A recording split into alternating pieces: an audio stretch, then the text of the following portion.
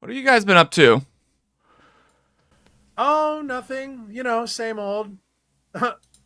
Same old, same old? We're No. putting out a new record called Another Miracle on November 14th. We're about to leave for tour in Europe. We've been rehearsing and we're doing the damn thing, my dude. Yeah. You guys have been busy. Like busy, right? Oh, yeah. So I guess for people not tuning into this, like tell the people like what kind of music that you guys make. Rock. Yeah. Rock music, metal music. Um, yeah. Half of Mice and Men. We're a metalcore band from California and we make loud, obnoxious, sometimes beautiful, emotional music. Yeah.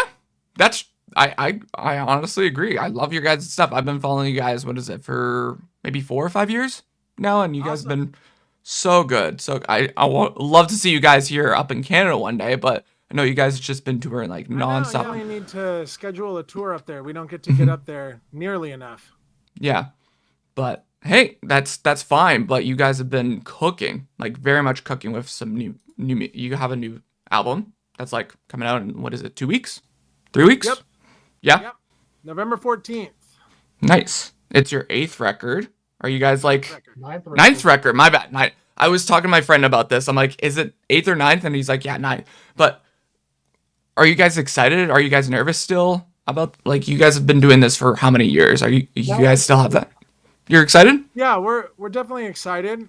I feel like as with any album, there's no Mhm. real nerves around it.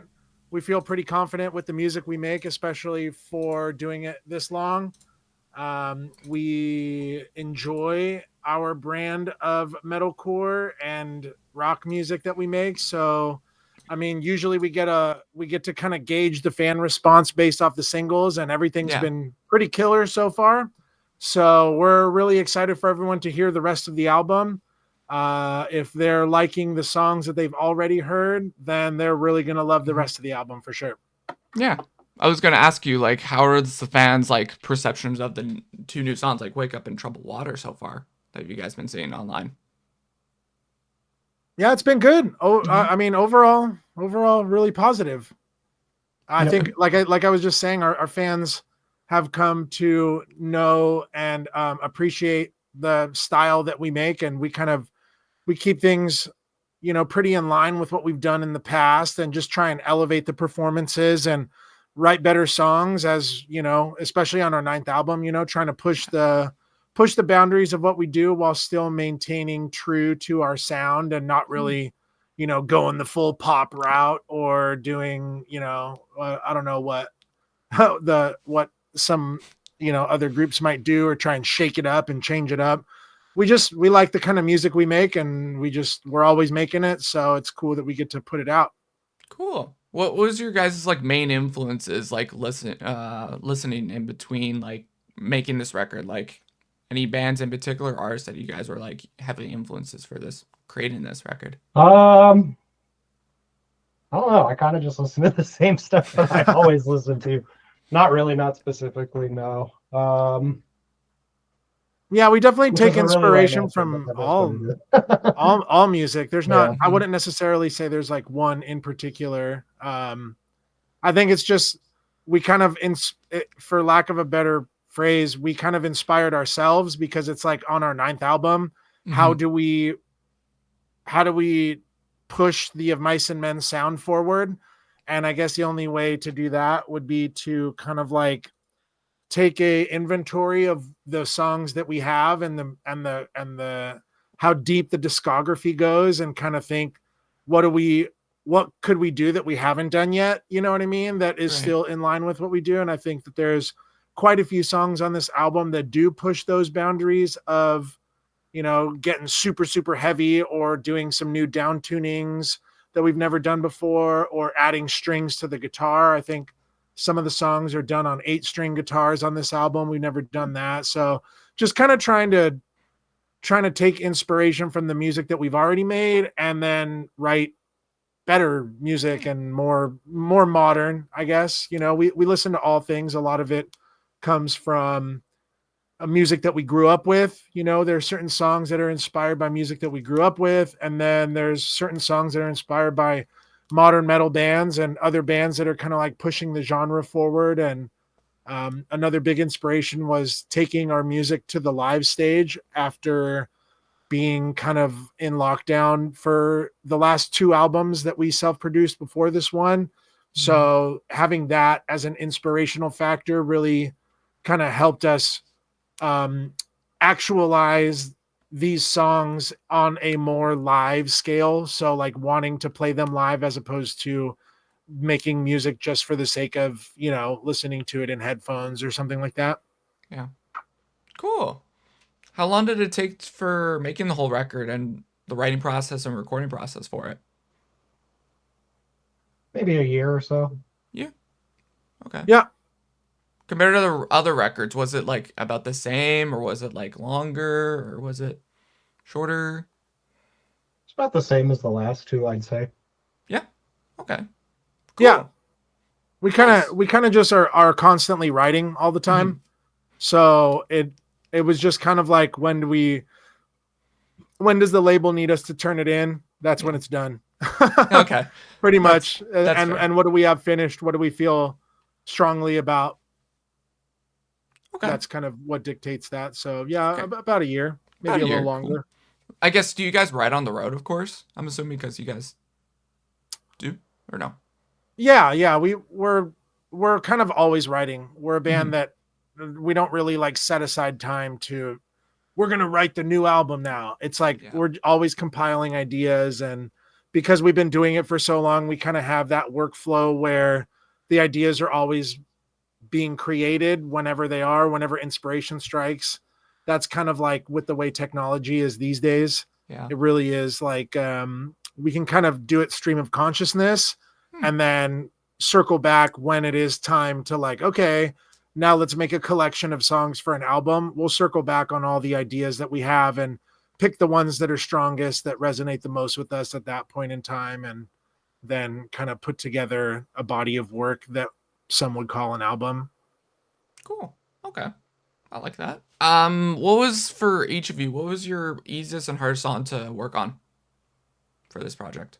AP, you want to? I don't know that any of them are easy, or I'm trying to think. I know that the last one I finished was a waltz, but that was because we were just waiting on if we were going to do guest vocals or not. I don't know. That's a hard question. I'll say, yeah,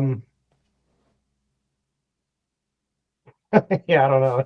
It's hard to think about it in terms of harder or difficult, because it's all just.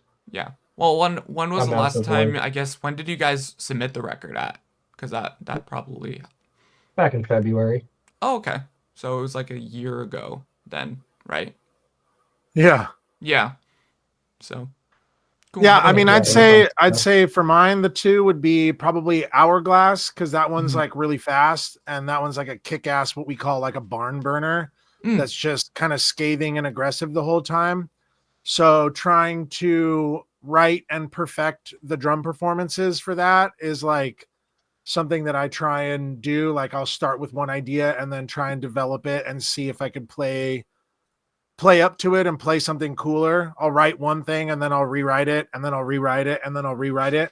So I'm not like kind of doing the same thing over and over again for like a fast song like that. And then another one would be Wake Up. And that one was a little bit difficult for other reasons, where I felt like that was kind of challenging to take myself out of a metal headspace and write something with more groove and feel, as opposed to just balls to the wall, fast Slipknot style. I call it Slipknot style drumming because Joey Jordison's one of my like major influences in fast drumming, but kind of trying to bring a more melodic dynamic to the drums for a song like Wake Up. So that one has definitely more of a groove, and that's a bit outside of what I would say my bread and butter zone is. But it's also kind of cool to get to dive into music like that and stuff that is more emotional and melodic, to try and play the drums like an instrument instead of playing it like a Neanderthal, which is how I usually play drums. So I try and take it from a certain songs require a more musical approach as opposed to a more physical drumming approach. So I Cool. think that kind of like differentiates a bit on the performances side and what could be a more challenging than the other songs. Nice. What kind of kit did you use for recording for the album? So I record the last 3 albums I've recorded on a Roland V drum kit that we run through quite a few drum sample libraries.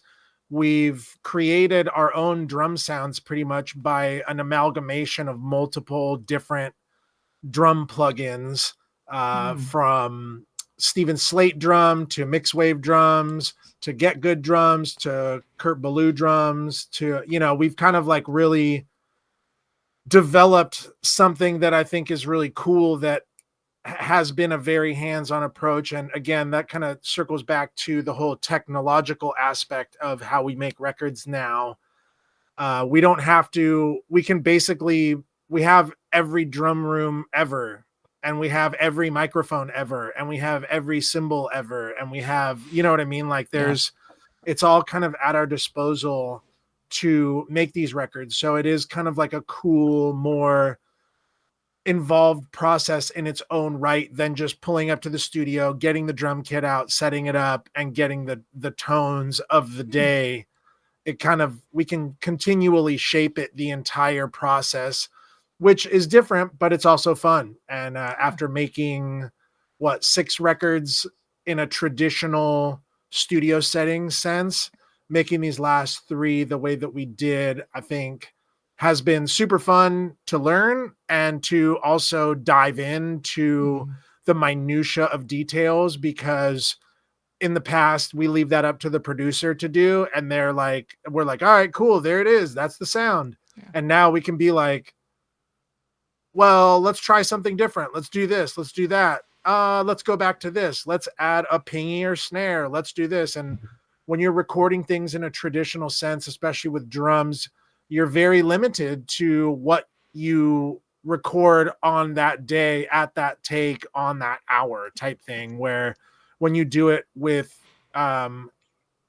MIDI, you're capturing the performances, you're capturing the information, and you're able to develop it a little bit differently and be a little more nuanced with it than you are with just actual waveforms that are recorded using microphones. So we get nerdy with it, which is sick, because at this point in our career, we love that side of it. And we get to kind of do it our own way, as opposed to like just leaving it up to somebody and being like, all right, sick, yeah, cool, take it for what it is, like that's how we like it, or that's how you like it, and that's how we in turn have to like it, because that's what you want the drums to sound like.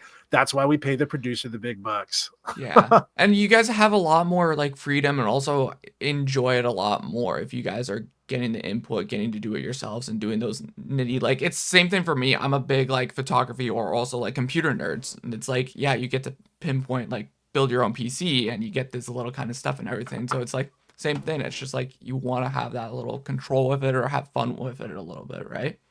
Yeah, totally. Definitely. Yeah, cool. I guess going back with the producing, I guess you guys are also self-producing the last couple records, right? So is there any particular, I guess, of course you wanted more creativeness, I guess, in a sense that's why you guys haven't done more producing stuff or going like, say a lot more of the rock and metal bands lately have been working with Jordan Fisher and everything. Would you guys want to do something like that in the future or no? We're always open to things, but Yeah. we just I don't know, we just like working with each other on music. So yeah, just the easiest thing when it's just the 4 of us. A lot of those people to have get together.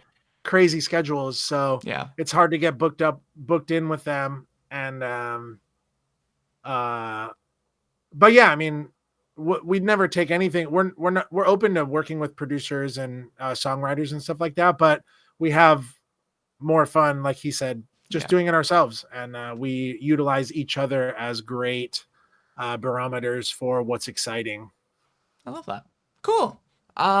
Is there any new themes, experiences you explored on this project that you haven't before in your guys' previous albums? AP could dive into that a little bit. Yeah. I know that there's a lot of inspiration that you can read and hear in the lyrics.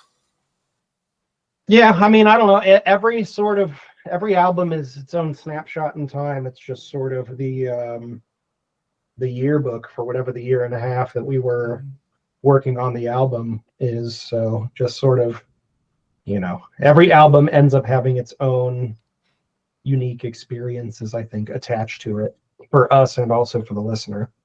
Yeah. Cool. How about for you, AP? What's your favorite lyric off this record? I don't know that I have a favorite. It's like asking which kid's your favorite, I guess. Yeah. Maybe Feed the Flowers. Okay. I like that metaphor. I guess going into that too, what track feels most personal to you both? Maybe Safe and Sound for me. Any particular reason? I wrote it for my daughter. Okay. Cool. I'd say mine is probably a waltz, just because it's kind of delving into new sonic territory as far as like the style of metal. It's very like cinematic and theatrical. We haven't really ever done anything like that. It's got some in like Dimmu Borgir, Winds of Plague, like very theatrical, cinematic. One of the journalists said Hans Zimmer, and I thought, holy shit, definitely Hans Zimmer swag on that song for sure. That's got it's just mega layered and sounds like if you strip back the main instruments, drums, bass, guitar, and vocals, it's sounds like a movie score. Nice. And we haven't really like gone into that realm yet. I don't know if we will again. It just depends on if it resonates with the audience or not. You know what I mean? But it was fun to write, and I think it sounds pretty badass. So to those listening, get ready to have a evening at the cinema with that song. Sick. I love that. You guys are playing Warped Tour next week. Are you guys excited? Well, you guys did play Warped Tour, I guess, in Long Beach this year, and you guys haven't played in how many years? Like, was it 11, right? Yeah, it was last time we played was 2014. So yeah, 11 years. Yeah, I mean it's crazy. We cut our teeth early on, 2010 Warp, 2011 Warp, 2012, and then 2014. And not to mention all the Warp tours that we went to as fans before that. So to be included in the 30 year anniversary Warp Tour is not only iconic, but such an incredible privilege.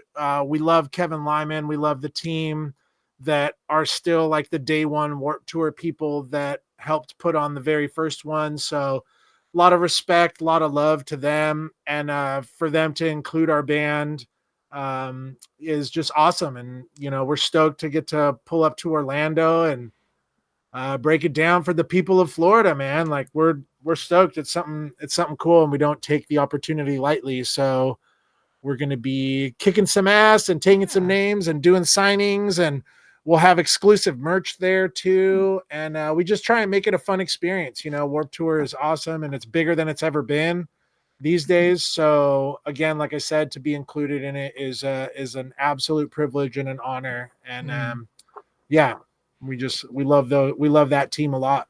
Yeah. How was it like doing Long Beach one? Was it good? Yeah, man, it was crazy. We had a bunch of family there, lots of friends. It's like a big reunion, like a lot of our friends on Warped Tour, a lot of bands, a lot of the staff. It was, and not to mention at such a beautiful venue, like right there on the water in the bay.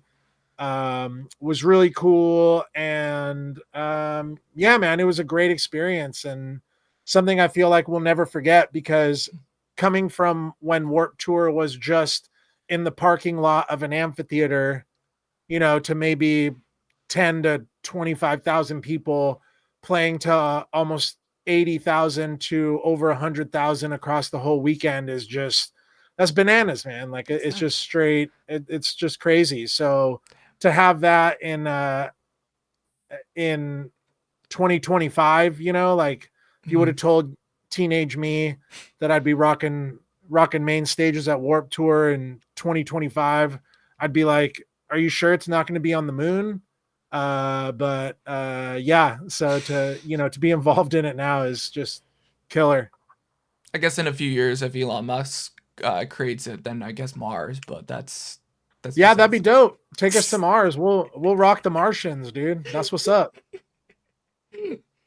How about you, AP? Are you fine with playing on Mars, the moon, maybe? Yeah, we'll do the moon first. We'll see how that goes.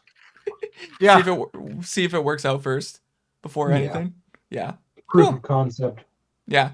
Any teases for the set list for the fans beforehand, or you guys locking that down? that's locked down, and it's Okay. under lock and key.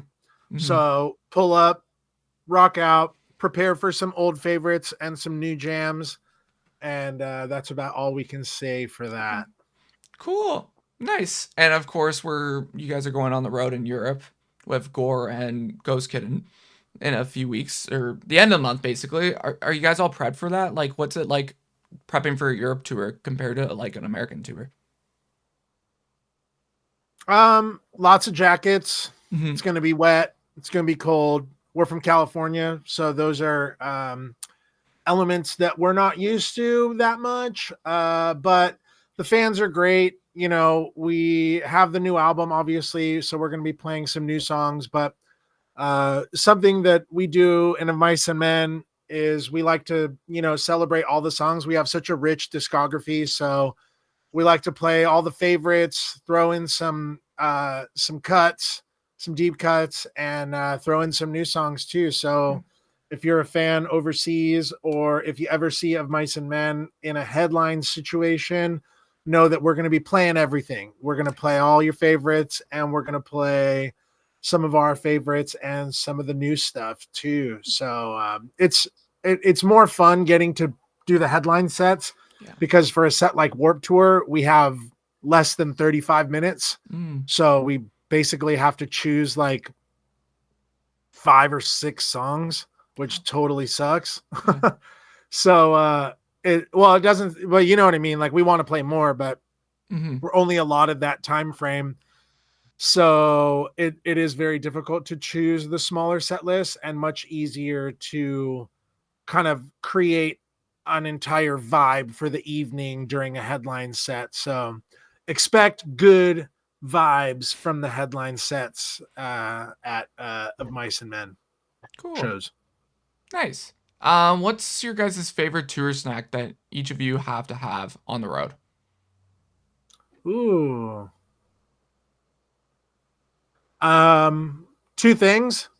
We definitely like to have ginger lemon immune shots on the rider, which not many people would think of, but those things help keep us not sick on the road. I mean, really, we'll still probably get sick. Hopefully, knock on wood, not though, as long as we get those on the rider. And for me personally, I love popcorn. And that's usually something you could find pretty much anywhere. And it's a nice, light, and voluminous snack. How about you, Aaron? Bananas. Bananas? Cool. Just any grocery store, you could get that. Okay, cool. Nice. For me, for tour last year, I actually prepped this. I don't know if you guys know of this, but get also oil oregano, because that saved me a ton as well for not getting sick as well. That's a good idea.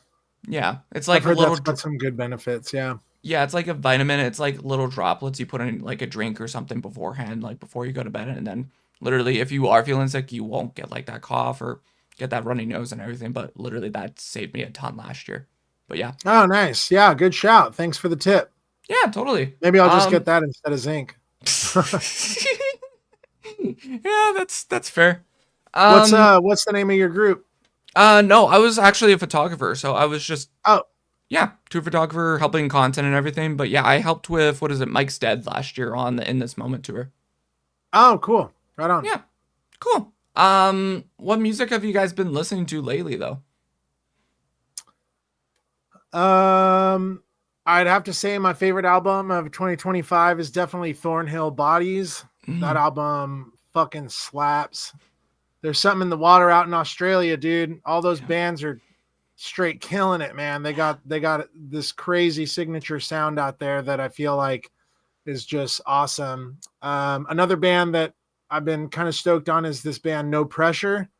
They're like maybe a pop punk band, sort of, but a little edgier. And the new Drain album's sick. And the new Dying Wish is dope. Oh, dude, new I See Stars is really good. Right. I forgot about that dropped. Yeah, this year. yeah. Right. They just put out a new record produced by David Bendith. We go way back with him. We did a couple albums with him.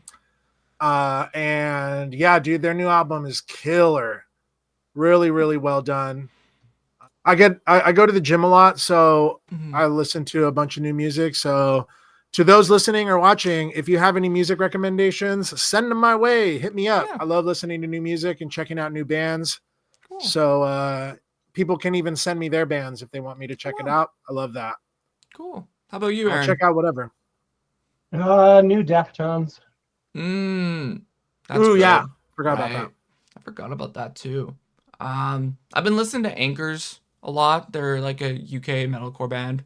Been listening to them a lot. The Silverstein record. Oh, nice. Never Till. Been listening to those guys. They've been popping up like crazy. We Came It's Romans. Their new album great. kicks ass. Yeah. I do have to cut you off. We do have our next interview right now. Okay. Cool. Thank you guys so much for coming out and appreciate it. Thank you so much. Have a good one. Yeah, thank you, man. Thanks for having us.